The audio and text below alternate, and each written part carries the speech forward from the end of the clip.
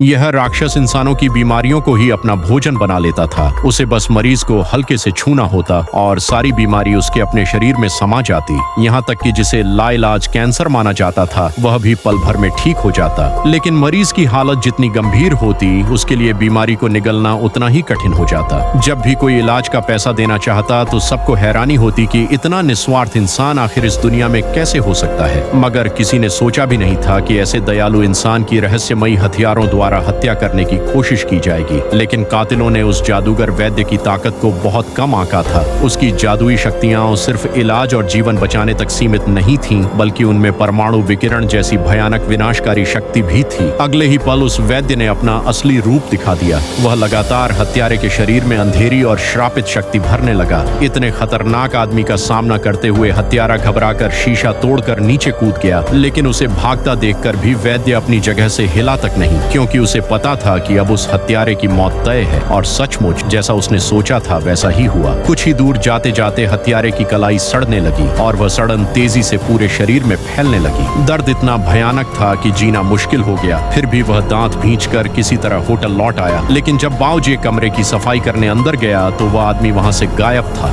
बस बिस्तर पर फैला हुआ खून बाकी था। जैसे ही बावजी ने बाथरूम का दरवाजा खोला, सामने का दृश्य देखकर उसके पैरों तले जमीन खिसक गई। उस आदमी का पूरा शरीर फोड़ों और घावों से भर चुका था और वह बाथटब में निश्चल पड़ा हुआ था। उसकी मौत का सच जानने के लिए निक और ओल्ड ब्लैक सीधे उस वैद्य के घर पहुंच गए और तभी उन्होंने उसे एक मरीज का इलाज करते देखा। फिर उनकी आंखों के सामने एक चमत्कार हुआ। मरीज का आधा नष्ट हो चुका चेहरा पल भर में पूरी तरह ठीक हो गया। लेकिन इतनी बड़ी शक्ति इस्तेमाल करने के कारण वैद्य खुद बेहद कमजोर हो चुका था। चलना फिरना मुश्किल होने के बावजूद उसने पुलिस की जांच में पूरा सहयोग दिया। जब उसे निक ग्रीन की असली पहचान का पता चला तो उसने अब और सच छिपाने से इनकार कर दिया। उसने अपना असली रूप दिखाया और सारी कहानी सच सच बता दी।